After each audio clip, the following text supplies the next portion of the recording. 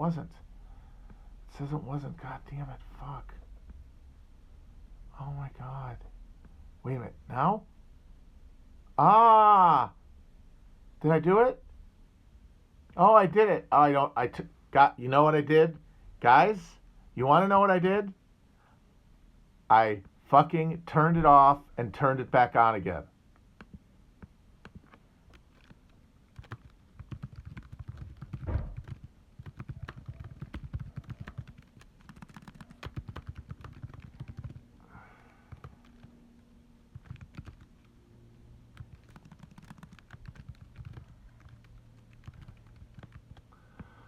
No.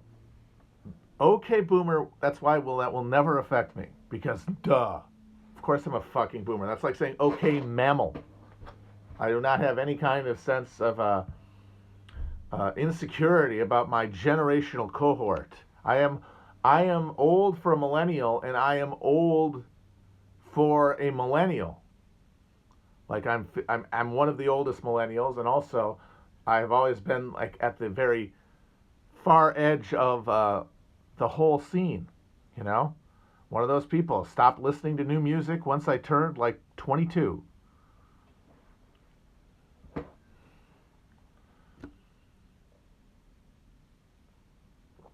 Although I do think it's funny that now I'm going to try to fucking expound on some bullshit that's supposed to be pseudo profound, and it's going to be on the heels of having like spent almost half an hour fucking around with my phone before I turned it off and turned it back on again.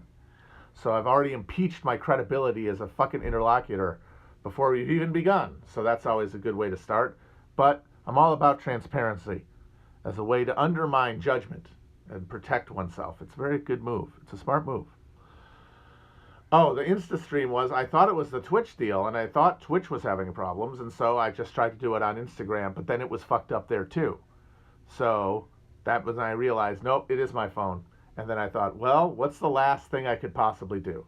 I could fucking turn it off and turn it back on again. Because I'm pretty sure what is happening is that even though I was connected, according to the computer with the Wi-Fi, that it wasn't really there. Like, because whatever happens when you haven't turned the phone off and on again recently enough. And so I literally just blew in the fucking cartridge. So it could have been Muncher, that scamp, that mischievous scamp. It just occurred to me, I can't believe how long it took to think about this, with Muncher being this avatar of our like joyless consumption at the end of history, like 40 years of being Slimer, just consuming as a hungry ghost with no anima, no reason for being, because we've been stripped of our control of our lives and become beings of just pure consumer, hedonic exsanguination of spirit, like just the hungry ghosts of Buddhism, literally. After 40 years, we're now blue and pained and in misery. And what does Muncher munch? What is depicted behind him in that horrific 3D tableau they unveiled?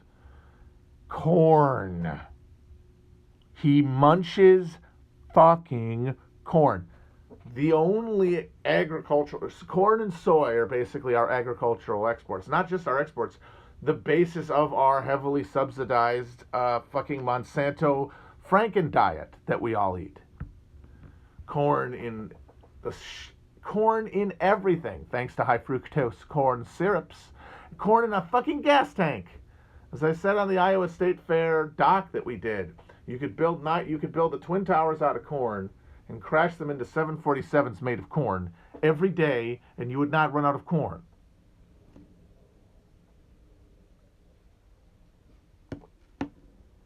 It's in plastic. It's everything. And that's Muncher. That's us. Sucking the corn.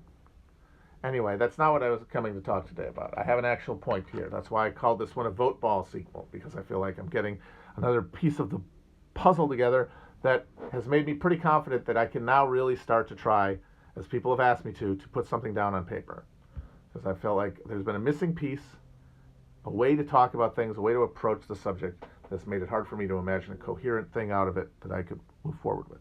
Now I think I have it, but first, let me say that the other day I said that I uh, knew what the ending of Trading Places was, and I explained it, and I asked if that was correct, and most people said it was right. But I did get a DM from someone who pointed out that there's one detail I missed, which is that they did not take Denholm Elliott, the butler's money, to Chicago to buy the frozen concentrated orange juice, because this is a futures market, as the guy pointed out to me. These are commodity futures.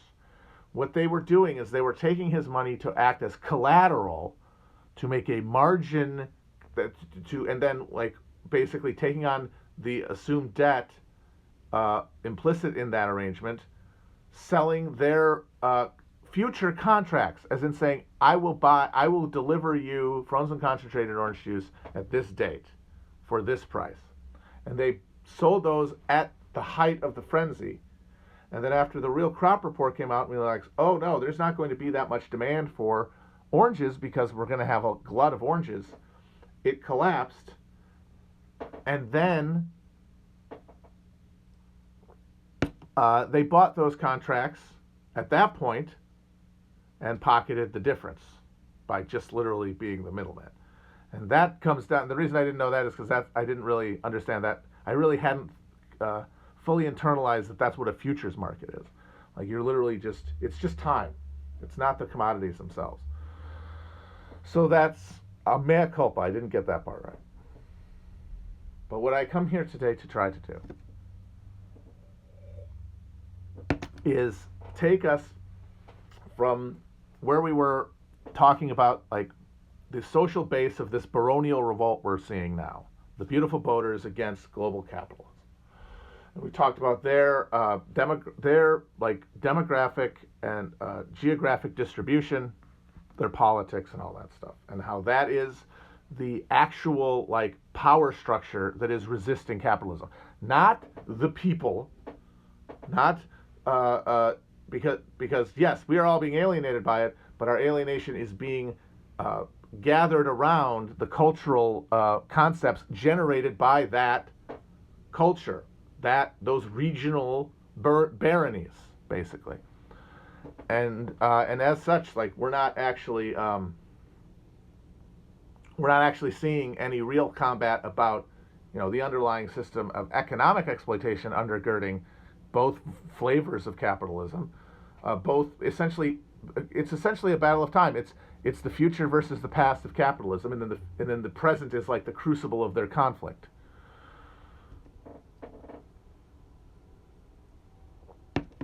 And we are subject to this dispute, and we can pick sides, but that's because we don't live as workers. We live as consumers, of spectacle and of everything, munchers, as it were, and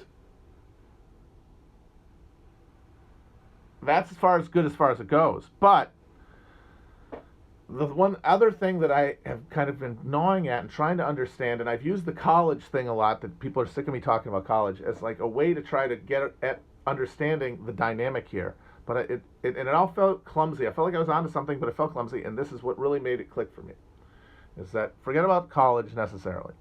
What we're talking about is, so we've got two political wings, right?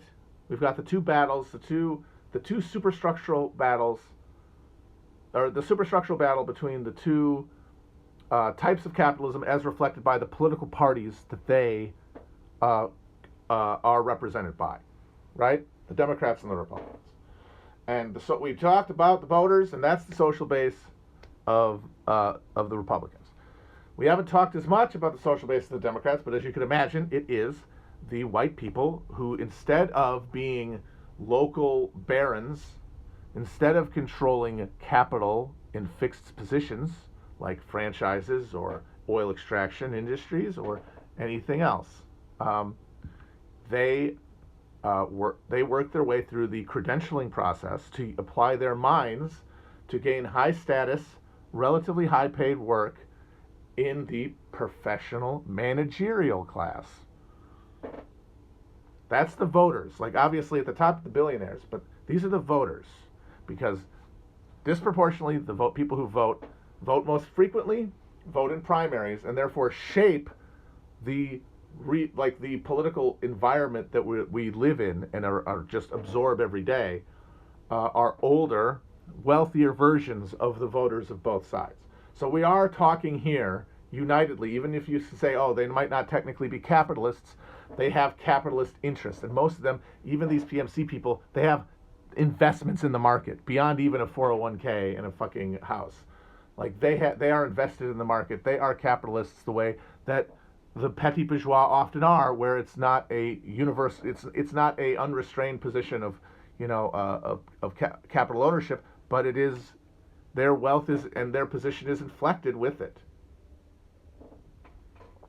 So those are the voters, but the politics that we're seeing and the politics that we care about and the politics that we imagine, the politics represented not by cable news, but by the internet, i.e. politics as it's understood by the younger people who don't make up the voting base of politics, but make up the activist base that online and in the real world creates what we call political like movements, momentum, the left and right as represented not on television, but online. These people are the ones that we all are, and these people are the ones that we are all arguing against, and who we spend time dissecting the motives of, and things like that, because this is the self-consciously political level. Who are they? They are, for the most part, not working class in the sense of being directly exploited as employees, for their labor, as a, not even getting all of the cultural shit that comes when you're dealing with, a high status jobs. Like your retail workers, your DoorDash, whatever. They largely don't vote and don't participate in politics necessarily because they see it as false because they live too close to the reality of its fraud, which people in the middle are, when they're kids and most susceptible to creating structures that dominate the thinking that goes on the rest of their life, where they are programmed, they're too comfortable to have that. They have to be disillusioned. No one at the bottom gets illusioned in the first place.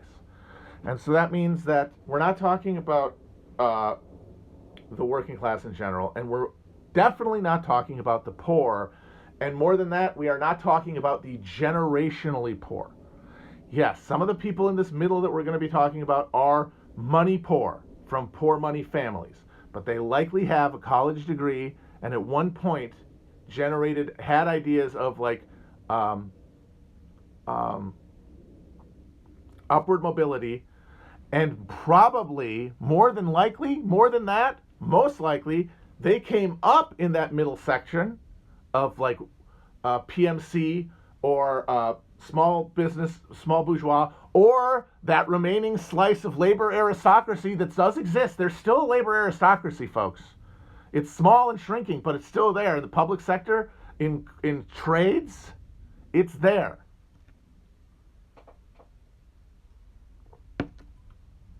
These are the generationally poor. Like if they went to college, they were the first members of their family to go. Something like that. Who we're talking about, who actually not only votes, but creates the space of online argumentation, the space of political self-conception, the kind of thing that gets somebody to put on a fucking Hawaiian shirt and walk outside during a riot with a gun. Or make somebody decide to go out and throw a brick at a cop. Like these things are not created by our social relationships near so much as they're created by our pseudo relationships between the internet and ourselves, because where else are we getting anything? That is where we live. We all know it. Who these people are the children of those people at the top. They are the downwardly mobile children. They are the children who went to college with the expectation that life would be something like their parents' lives, if they did the things that their parents told them to do. And not just their parents, everything around them told them to do. They had a social contract in their hand. And then they graduated from college and it got rescinded. these are the people. Maybe they fail sons into their parents' basement and became Pepes. Maybe they became a fucking DSA member. Whatever the hell it is. It all starts with taking that first step off after college and just tumbling into a fucking abyss, which no one had prepared you for. And that's that feeling, that fall, that's what's powering politics at the level of activism. Activism, remember? Because if it's passive spectacle observation, it's just TV, and it will just continue with being what it is. Any illusion we have that we can shape the system away from total annihilation, it assumes active political participation, not voting, and not imagining oneself to have a fucking identity. So that means what we have, since we don't have a social order and we don't live class and we don't, for the most part, have class struggle in our lives, we have a spectacle and we have consumption. Our activism is inflected with that. Our activism is spectacular, and it is, more than anything, libidinal. Because we are not activating, we are not being activists on behalf of any sort of universal love, self-abnegating submission to a cause greater than ourselves, because that requires a faith in one another, an emotional connection to other people, both intimately and abstractly, that persists beyond one's self-gratifying impulses. That's been scrubbed out of us. That has been bleached out of us. We aren't those people. We live in the culture that they created for a long time, and we see what their lives were like, and we use the language that they used. We use the vocabulary and the ideas and the symbols that they use, but they are hollow and empty. But we don't know that. There's nothing that isn't. There's nothing to contrast it with. So everything is ashes. I don't care how religious you are. If you're a fucking Christian in this country, you are as much of a dire, soulless materialist as the most epic bacon fucking our spaghetti monster moderator. And that means that when we become active, and the politics we create, and the politics we've created until now, what we are creating is a politics of aggrieved customers. Because we, at a level deeper than thought, are being driven forward by pure self, the desire for pure self-satisfaction, with no conception that self is infused with others, because we have that drilled out of us our entire lives. I don't blame anybody for acting that way, and that is why, when I say this, I'm not accusing anyone of anything. I'm not saying anything bad about anybody. I'm including everyone who is listening to this, myself, the entire politically active, second generation, dispossessed, downwardly mobile Americans who make up the political class now, the active political class.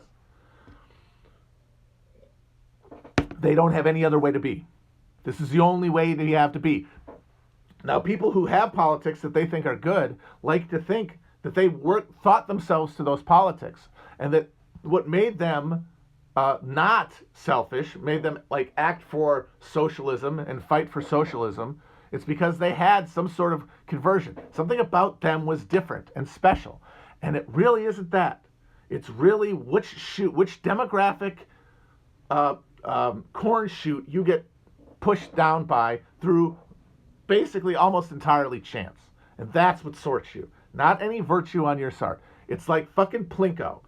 You end up in a chute thanks to banging into things that are based on your race, gender,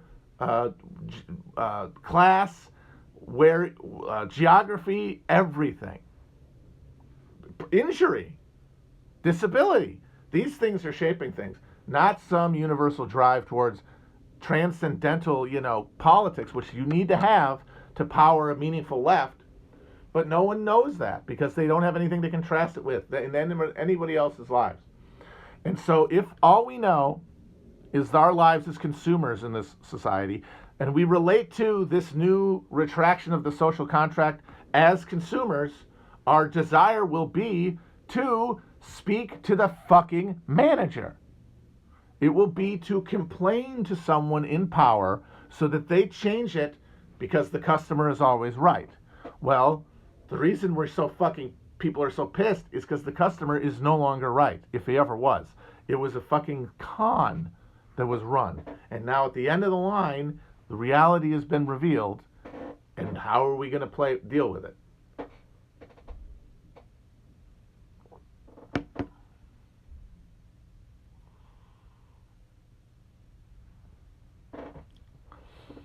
And so our politics, which we think are activist and we think are moving us towards a better world and are generated by, real human solidarity, and they are at some level, because once you start acting that way, you start realizing, oh, the world, there is a thing better than me. Oh my God, there is sacrifices that mean something. And that changes you. But you're still embedding all those experiences on top of this rickety structure that's created because you think that politics is complaining to someone else until they fix it for you. Because we have no understanding of ourselves as social coordinated actors. We are only individual isolated actors, and consumption is our expression of autonomy and action. It's the only thing we can do, and so we do it. And so if you want to talk about every fucking pathology in politics, cancel culture, and fucking the rise of fascism, and the question of is it fascism, and the question of what could you say slurs at a TSA meeting? All of these things are pseudo controversies, arguments to be had that are being indulged by people who think they're acting out of altruistic, socialist instincts, but are truly just trying to get their fucking rocks off. All of it is yelling at someone who you can imagine is responsible for your pain. That's it. And it's disguised as leftism. It's disguised as rightism, obvious. All of it is fake. It's a fucking masquerade to hide from ourselves the reality that they were just yelling at a customer service rep. What is Twitter? What is social media but an unmoderated customer service chat room to the United States of America, where we say, fascists in the streets, fix this. Record-setting global warming, excuse me, anybody? That's it. And no one is paying attention. No one is recording any of this. Your call is not important to us. You will not be held after for a quiz on your happiness with the interaction. You get nothing. You have to make do. And so we make a politics of sadism, of punishing people that we can imagine are responsible, because we are cut off from even imagining productive politics that challenges capitalism from a position of strength and solidarity that transcends race, transcends gender, transcends generation, but is unified around an understanding of humanity that insists that there is more to the human experience than can be expressed in numbers, which is the drive of the capitalist algorithm, pulling the soul out of humanity, like Kali Ma pulling out fucking Indiana Jones's heart.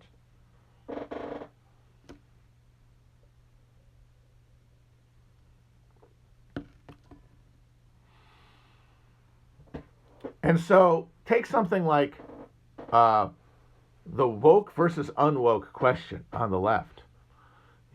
Slurs. Oh, should we say slurs to when we're doing socialism?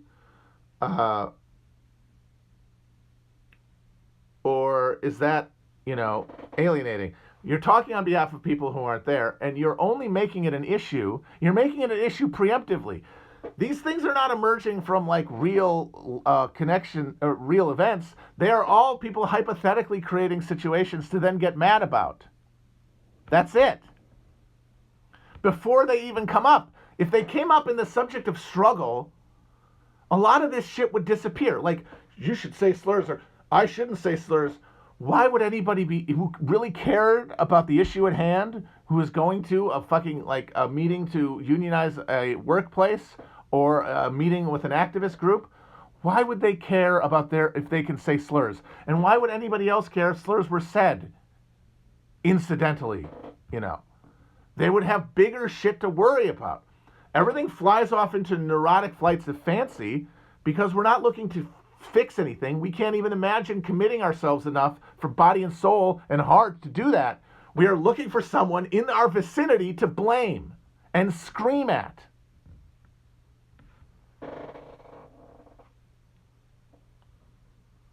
I remember the DSA convention I went to. This is in 2017. This is right after DSA blew up after the Trump election. And we all went there as like press. I tried to actually go there as a delegate for the Cincinnati DSA, but I ended up not doing that. And there, in the lead up to it, there was a big controversy because a lot of the delegates said that they weren't getting enough money from National to pay for travel to since Chicago, and that the stuff that was there, which was like there was discounted like living arrangements provided, and there were meals and stuff, and it was like subsidized, but it wasn't free. And so people got insanely angry about that and started like yelling about how this was, you know, classist, and it was showing, you know, that the poor couldn't involve themselves in this. And, you know, in the moment, those sides seemed to be very, like, that seemed to be a meaningful debate about, you know, how do we extend democracy out, and how do we recognize things like, you know, class privilege and access to resources? How do we allow the subaltern to speak? But the whole time I couldn't help thinking that if there was real stakes here, people would figure it out instead of making it an argument and making it a conflict within the organization, which is never a good thing if you want an organization that is effective. Like, you might have been right in the narrow way that there could have been more done to provide, but making it public and making a big argument about it, by definition, weakens the organization. Like, the idea that it's all good, like, I'm sorry, like, the idea that you're going to do public struggle sessions in an organization that's trying to recruit people, which means that you're involving people who are just looking at from afar. You're demanding that they take a position on arcane matters like this before they can even enter the tent. Why would that not scare people away? And for what benefit? You could figure this shit out. And it doesn't take people being cops, and it doesn't take people being wreckers. All it takes is everybody looking for an outlet, looking for a manager to yell at. And it's not their fault. They're captured by this as much as anybody. And nobody's going to think or argue their way out of these conflicts because they're serving a deeper need than anything rational. So you cannot break off from them unless you find another place to find that meaning and energy, something outside of that loop of hedonic exaltation and then despair, and that ever heightening need to intensify the cycle in order to make up for the fact that it's fucking wearing off. It always wears off, and that you have to seek something else. And that is why the questions that occupy the minds of people day in and day out, baffle me sometimes, because the movement that's going to come is going to have a religious, not in a sectarian sense, but in a sense of a articulated spiritual dimension, because it will be arriving alongside and embedded in real struggles between people where bonds are formed, emotional connections that transcend the rational, acrid, symbolic representation for relations that we have to console ourselves with, because we build so much of our emotional lives around fake interactions. And that will create, when I say religious, I just mean that, like, if you get into a meeting and you have a conflict with somebody, instead of flying into a fucking rage so that you can make a scene and be a martyr and get people on your side in your conflict with the other people in the organization who you've decided are actually the reason we don't have socialism because you're mad at them, you could kind of like work things out more easily. If that hair trigger wasn't there waiting to spring on someone else, because that's what we're really there for. If you're really there for something else, then conflicts, holy shit, you can resolve them. You can agree to formats for resolution of issues and go through channels instead of creating dramas that reinforce your sensual relationship to politics. And the reason for it, the reason that this is the dominant form is because the people doing this, they grew up as consumers. They did not grow up alienated from this system. Like, I was on Minion Death Cult last night, and they asked me, like, a lot of these people who are, like, you might not, the Robin Hood deal, it might not cause a revolution through, the manipulation of stocks and stuff, but it's going to alienate a lot of people. It's going to disillusion a lot of people away from believing that the capitalism is, anything other than predation. But I said that we already have a critical mass of Americans who know that already, who don't need to be fucking disillusioned. The poor. And it does not make them into a weapon of political activism, because being poor is not a relationship that builds durable, self-sustaining conflict with the state the way that labor does. It's got to be from the point of view of labor. That's the only way it's happening. That's the only way that a spark's going to be lit that isn't going to be consumed by this inferno of idiocy. But these middle-class kids, like I said, not necessarily from the families of the beautiful boating, small bourgeois ownership class. Not necessarily even high-level PMCs. But, like, if we're talking about the last generation to get any of that good juice from the post-war bubble, nurses, school teachers, even those labor aristocrats, those few remaining, union factory workers, but also like skilled laborers, like HVAC guys and plumbers and fucking electricians. Like those guys still exist. The building trades, those guys still exist, and they make middle-class lives for their kids, lives of comfort. Lives where, when you're growing up, you do not see the world as alienating. It is alienated as like the tendrils of trauma, many of them like induced by your own body changing on you, and others from externally, bend you towards like trying to seek understanding. And like the more costed you are, the less you see capitalism as it is, and you see the system as it is, the later you come to that moment of alienation, the harder it is to undo your own programming.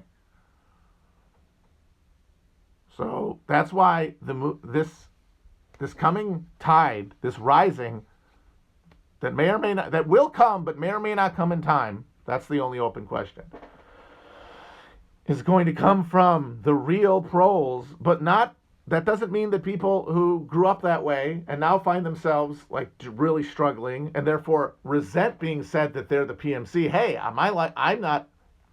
yes, but you are falling, and it's a different relationship to politics. If you can drop that fucking anchor that you're holding, if you can drop that, if you can kill the fucking Karen in your head, you can join, man. You can find it. Come on in, the water's fine. It's not here yet, obviously. In tendrils and in grass fire conflagrations it exists, but I'm not there. I don't know where they are. Sure as hell isn't around me. But wherever it is, and when it starts coming together, like the drums.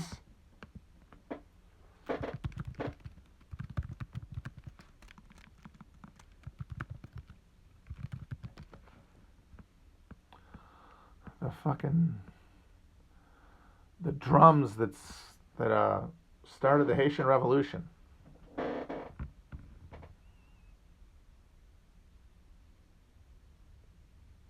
was trying to remember where it started. Boy Cain or something?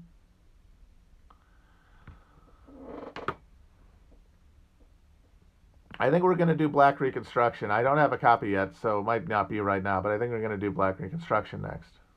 Boy came on, that's it. Drums.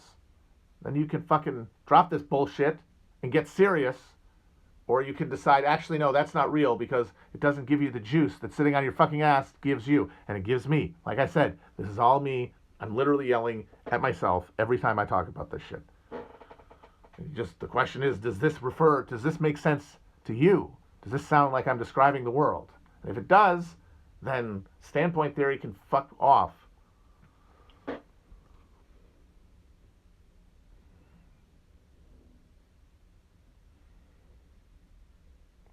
Yes, I am projecting. I am projecting 100%. The question is, am I projecting out towards something that exists?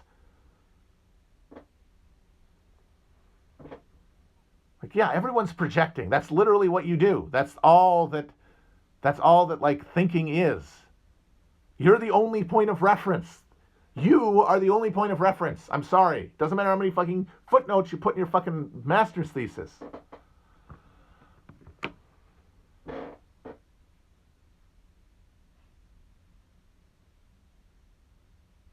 Like, everyone's projecting. The only question is, like, who makes sense and who doesn't, is, does it sound like they're projecting accurately? Does it sound like they're describing a universalized experience, or are they being bent by neuroses and self-interest into saying something else?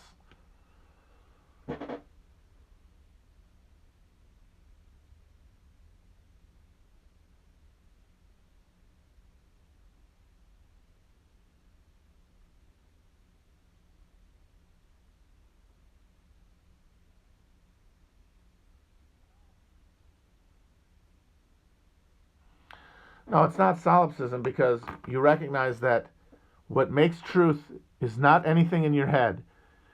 What makes truth is what you can reflect through others. Because everybody, that thing about you're the only one, that applies to everybody.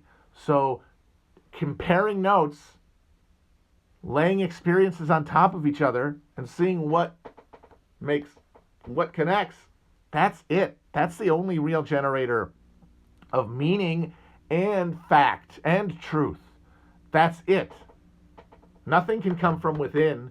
It can only be reflected backward.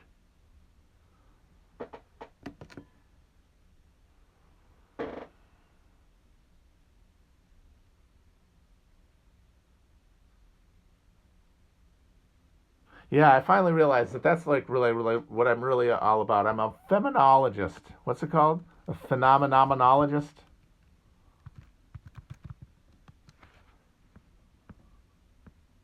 Yeah, that really is me. A phenomenologist. Amateur phenomenologist. I'll put that on my fucking because everything else, it's like, it's all good. I love it. History, economics, politics, love talking about it. But at a certain level, you have to start playing with tools that I don't really handle very well. Numbers, for example. My fingers are very clumsy. So if I can stay up here, that's where I really feel like I'm snapping things together. But then once I try to like come from the other end, I got to use numbers. It's not so good.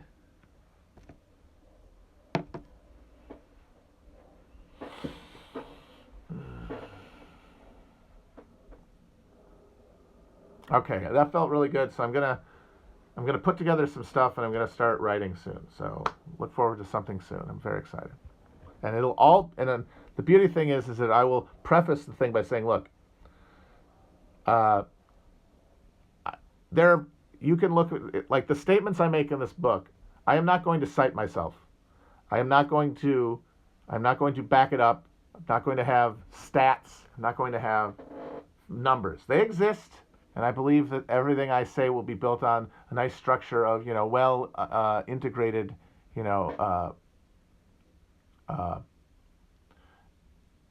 empirical understanding. But they will mostly be take or leave concepts, and if you accept them, I think they will all hold together.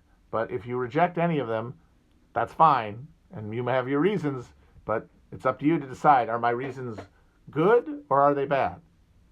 Do I really disagree with this because there's something wrong here, or am I looking for something because I don't want it to be right? No. People can find their own research. People can. I don't. The whole point is to reject that. Like that's the thing that gets you locked in here. The idea that if you can know to a fine enough degree why something is happening, if you can get a Swiss enough, a well timed enough little Swiss watch of every phenomenon in within like the political system, that will help you find the right thing to do. And that line will never appear, because if you don't want to cross it, you will figure out a way not to cross it. The line of risk, the line of self-sacrifice. You will, if it's always going to be a question of empirical understanding, you will always be able to Zeno's paradox your way from ever crossing the line. You have to ask yourself deeper questions.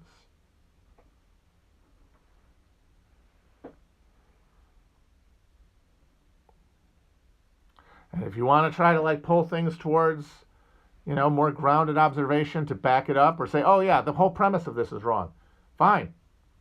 But that's going to be on you. Knowing when to quit, knowing your fucking limitations in a world where you can convince yourself that you know everything, that's one of the only ways that you can really be productively intellectual, because that's what allows you to sort of, showcase your best cut of meat and not the shit that's all cut and gradiated with bullshit.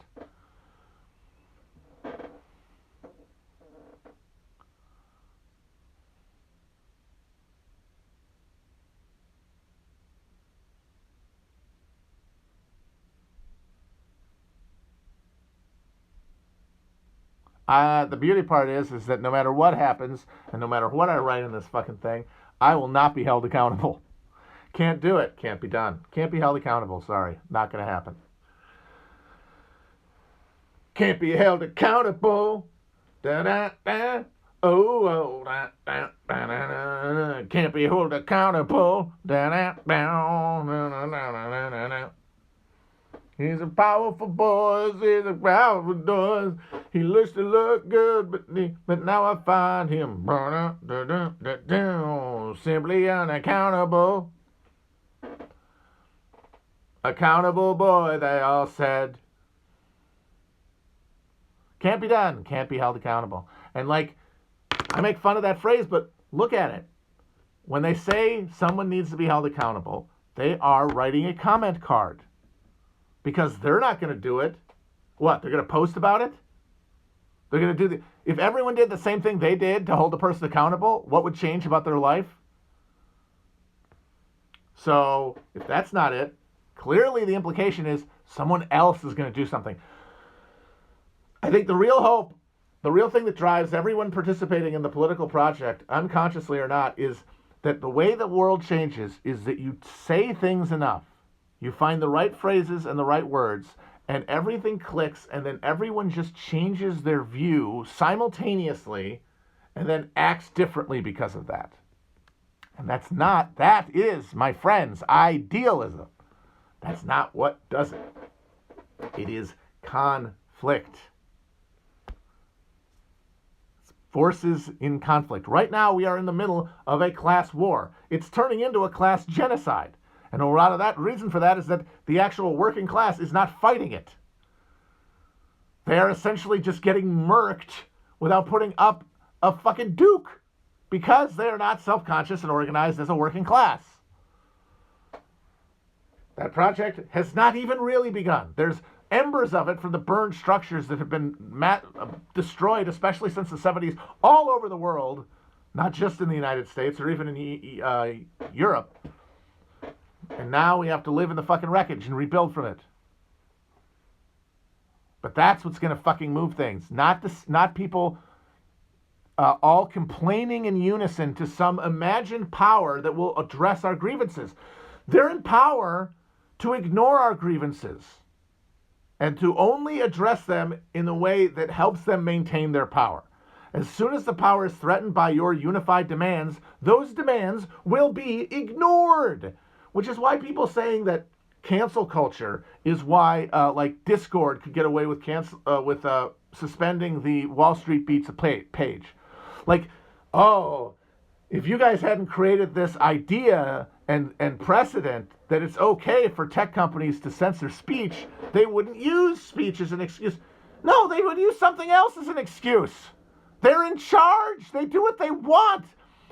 And because they are just telling us how it is and we have nothing to say about it, when they figure out a justification, all they have to do is figure out what the fucking room tone of the cultural moment is and then use that language. If they had to do it during the Bush administration, they would have said it was about terrorism. Now, because the cultural tenor has changed, the cultural hegemony is different, they'll tell you that it's because it's racist or Nazi or something. They'll use the tools that are there, but they get to pick them up. And the reason nobody can accept that, even if they believe it intellectually, is because if you really understand that that's the case, no amount of this bullshit will do the job. No amount of complaining to the manager will do the job. And you have to reorient your understanding of what political action is. And nobody wants to fucking do that because it looks hopeless and nobody wants to suffer unnecessarily. And the only thing that breaks you through that lets you do the Indiana Jones leap of fucking faith into the goddamn hole is if you have a thing beyond reason driving you. An emotion. An emotion that is generated by a feeling that transcends language and rationality, otherwise known as faith. Not in anything specifically, it's all arbitrary, it's all symbology, it's all the things that work. It's the simplest, it is the most, religion is basically getting the symbols that can hold the most emotional meaning in the fewest characters or lines. That's what it is.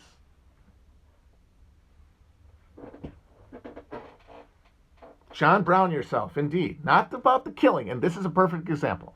John Brown has become the idea fix of the online left since 2016. Correct? No one can argue against that. Why is he fetishized? Because he killed slave owners. Because he cut the heads off of some fucking slave owners. That's it. Because he speaks to the manager and cuts his fucking head off. It's fetishizing violent retribution against our aggrieved individuality. The contract has been breached and someone needs to pay. That's what we're dreaming about.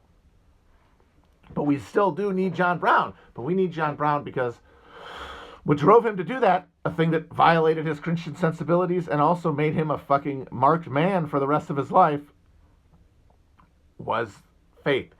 He saw the moment. The context of that, of the Osawatomie massacre, was that a big confrontation had just arisen, a final big, apocalyptic confrontation between the Free State forces and the slave authorities in Missouri. And there was essentially a siege of Lawrence. A bunch of fucking butternut crackers were huddled around Lawrence threatening to sack it. And the Free State governor and government were inside of it. And they backed down. The Free State side backed down because nobody wanted to spill any blood. Certainly not their own. And from that moment, Brown knew it was going to happen if there was not an intervention, if he didn't do something to change the fucking contours of the conflict.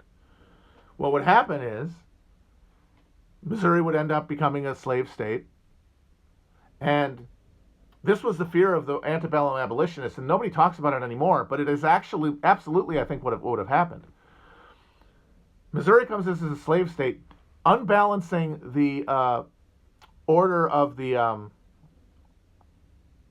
unbalancing the Senate so that now there's a majority of slave state senators, and the northern states would have seceded. The northern states would have just said, you know what, bye, which the Federalists threatened to do during the War of 1812 at the Hartford Convention, which is one of the things that helped drive a stake through the heart of the Federalist Project. And then slavery would have persisted because the South would have let them go. Good, you guys go. We're going to have our little shitty fucking neo-feudal suit, pretend to be knights in armor doing tournament jousts like a bunch of fruity dickheads. And that was going to be what happened unless the stakes changed. And so they went and found some fucking some relatively low-level slave state Missourians, some of whom didn't even own slaves, they were just there to, maybe get some land in exchange for votes, cut their fucking heads off. And overnight, that changed the stakes of the conflict. So it was not someone's going to pay for this situation that can't change now. Some manager is going to get talked to so I can feel better about my grievance. This is going to materially change the conditions and drive us towards a conflict, which happened. After bleeding, people talk about the fucking Osawatomie Creek, but after that happened, Brown and his fucking kids and his retinue ran around the whole state of Kansas as like the wild hunt of medieval fucking Europe, like riding into pro-slavery settlements and just rustling cattle and having shootouts with U.S. cavalry and fucking doing jailbreaks and shit and becoming like legendary figures and drawing to Kansas free staters who were willing to fucking fight. And that's what galvanized Northern sentiment to make the democratic compromise that had allowed the democracy to hold together in the face of the Whigs splitting up and their opposition becoming hegemonically anti-slavery. That was the fucking wafer thin mint that Mr. Creosote could no longer fucking digest. And as soon as the question of bringing in Kansas became central to the party platforms, it was no longer, the Democratic Party was no longer viable. And honestly, it might not even have mattered because fucking Lincoln swept the North even more, because it's not like there were a lot of votes for Breckinridge or Bell anywhere in the northern states, even where it was a two-man race. Lincoln cleaned Douglas's fucking clock. And the thing that changed that dynamic, and of course there's other stuff, and there's no way to say that if he hadn't done Osawatomie Creek that like we wouldn't have had a civil war, like obviously, but he acted out of a sense of the terrain. He was not acting out of a desire to see vengeance done and to see himself, his bloodthirst slated. The guy was in his 50s at that point. If he'd wanted that, he would have done it earlier.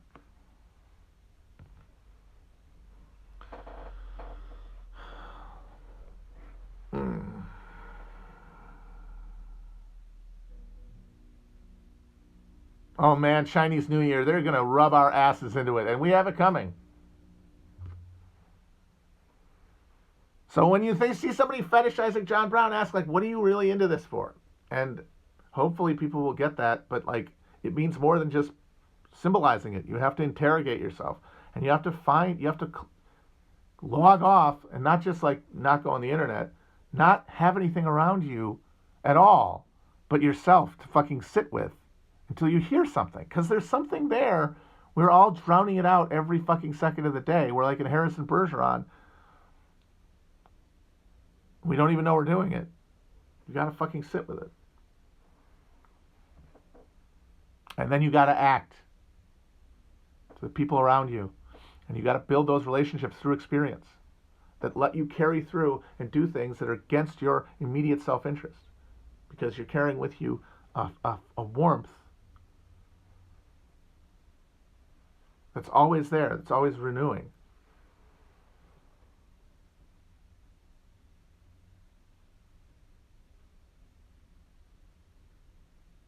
All right.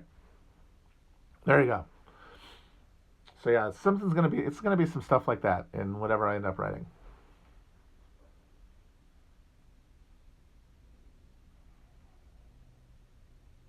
I do try to meditate. I've been bad at it lately, but I do like it, and I hope to get better at it.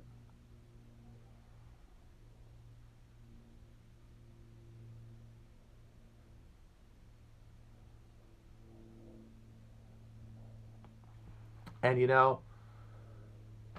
all sounds like a retreat to the self, which is exactly what happened after the 60s. But that's inevitable. Like I said, this experience does not, for most people, generate anything differently. And even among people who it does generate something into, their experience might not allow them to activate their new beliefs. And they might end up getting just beaten out of them by life. Like it is this. It only generates bad. It only generates this empty, hollow, depressed life. It doesn't. It suppresses the spark of of something beyond that. That the awareness that you are actually connected to something other than yourself. That you're not cut off.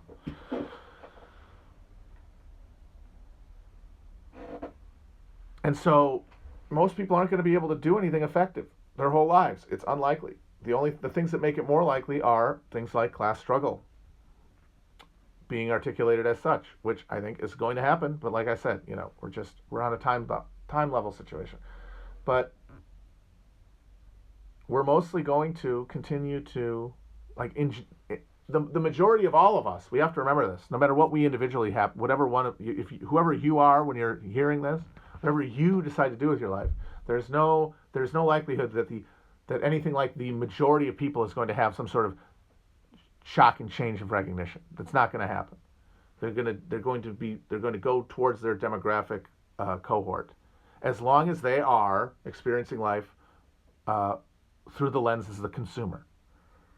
And that's why the 60s fell to that, because it was a consumer revolt in the same way. Only it was the high expectations were even higher. They were already getting stuff that objectively we would be drooling for, but because of that, they had higher expectations than the culture could give them. And so that was a consumer revolt too. And now we're having another one. The difference is that there is no big bucket of gravy at the end of the rainbow to drown these motherfuckers with, which is what demobilized it last time. There's no more fucking, there's nothing in the cupboard. Full proletarianization and neo-peasantization is all we can look forward to. And that terminal crisis, the lack of a realistically conceivable alternative to full immiseration if nothing changes, that's the thing that changes the conditions and spins the fucking mixes the paint can. And as long as our eyes are open and our hearts are open, we can maybe participate in that. But everything else is for entertainment purposes only. It is not real politics. It is a big argument of people trying to find someone to yell at about why. And the left and right are divided demographically. Once again, not everyone, but for the most part. White male, grew up in the suburbs, especially if the parents are like middle class but not college educated. Oh, you are going to be blaming the blacks. You are going to be blaming the blacks. And if you go to college, where you learn all about empiricism and about how God is dead and that we are what filled the void and that therefore we have to rebuild the world, out of dead sticks, well, you'll learn about things like the bell curve, and you'll learn about IQ, and you'll learn about survival of the fittest and stuff like that, and genetics, and that gives you a reason to do that. Oh, look at that. That's so nice. Thank you. If you grew up in like an inner ring suburb, if you went to college, and if you aspired to, because of your middle class upbringing, you aspired to a knowledge economy job, you're probably on the left somewhere. Like this, and then the split depends on like the specific conditions of that. So if you are one of those children who got a job in like the PMC strata, even though it's precarious and like you have a ton of student loan debt, it is like a status job relative to, working at McDonald's or driving an Uber, but you don't have a lot of money. But you do have like a decent amount of money and an expectation of more. Like you have that, and so you can see yourself as precarious. You can definitely feel aggrieved that you didn't get the deal you signed up for, but you are still feeling like you're on a track. You're probably for Warren. If you went through that the whole treadmill and ended up falling, you're probably for Bernie.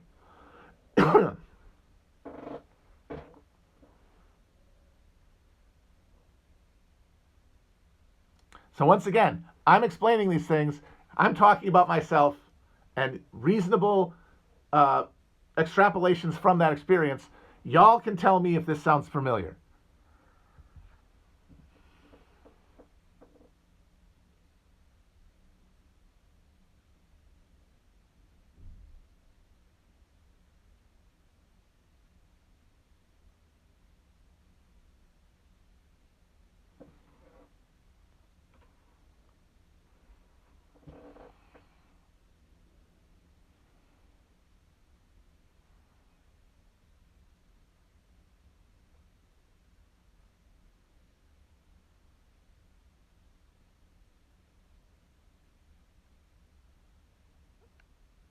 All right, cool. I'm glad that makes sense. All right, I'm feeling like I'm ready because like the college thing, I felt like that is the experience that like delimits this, because we're talking about people who basically all went to college. They almost all did, but their response to what the hegemonic college like manners of aspiring managerial, because there is no more dignity in labor. There's only dignity in clickety-clack work.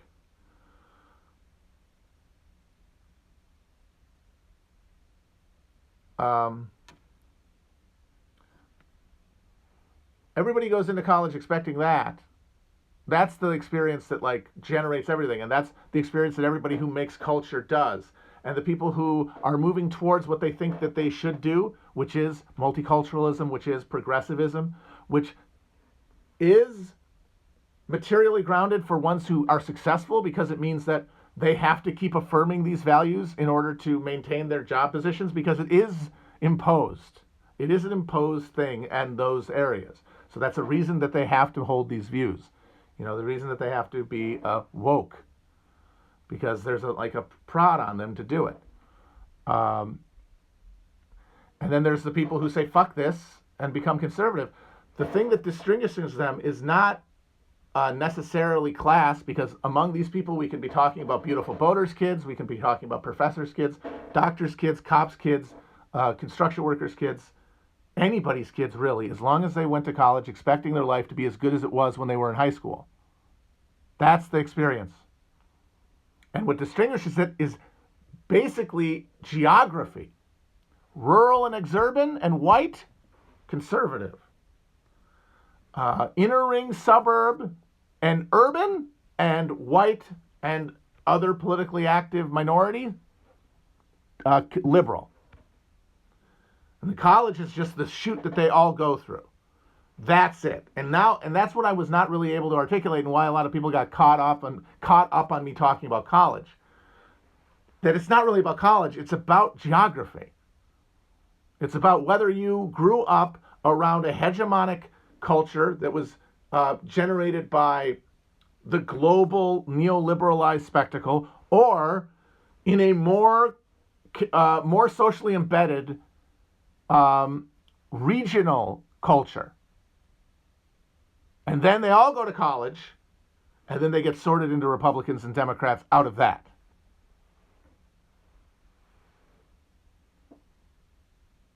And I'm not saying that it's destiny for any individual person. And I'm not saying that this describes everybody. I am saying that if you get a bunch of people and they have these experiences, it is these experiences of whiteness in a rural or exurban area versus whiteness in a diversifying inner ring wealthy suburb. Those experiences produce different general reactions and general ideological formations. And those are the things that are dictating the political scheme. But that it is sterile. It is not, because it's detached from class politics and class power. In this moment of total immiseration, it is sterile and can only spin its wings and cannot effectively oppose the full boot of neoliberal globalized finance capital, because it's being fought on behalf of these retrograde reactionary elements that by their very nature and structure, cannot allow for working class solidarity because they make exclusions on cultural lines, which the liberal ones do too. But they do it on behalf of global capital, and the conservative does it on behalf of these barons, this archipelago of baronial feudal power. But none of them are doing it on behalf of themselves, through class interest and as a class project, a class operating as itself and for itself, operating for other classes, for the PMC finance oligarchy and from the local boat ownership class.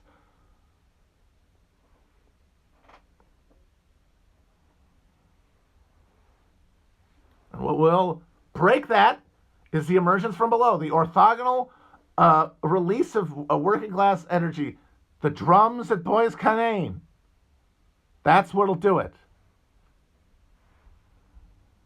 And this is should not blackpill anyone. Everybody like, oh, politics is useless. It should free you. These things that feel intractable conflicts between sides that are like this is the Western Front. And you can just bypass it. You can just say, oh, that's not for me. You can be like that drill tweet where he gets the bill from the fucking waitress and he goes, no, thank you. I don't believe in that. You can liberate yourself from caring, which is what is oppressive. Anxiety, as I have said, that is the electric prod on the nuts that keeps you in line. Anxiety. Because we're too well off to fear, we have anxiety.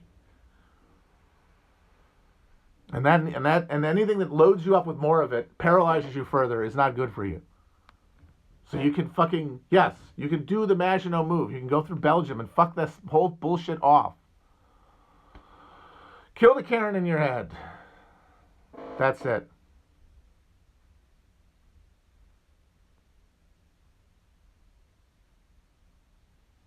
All right.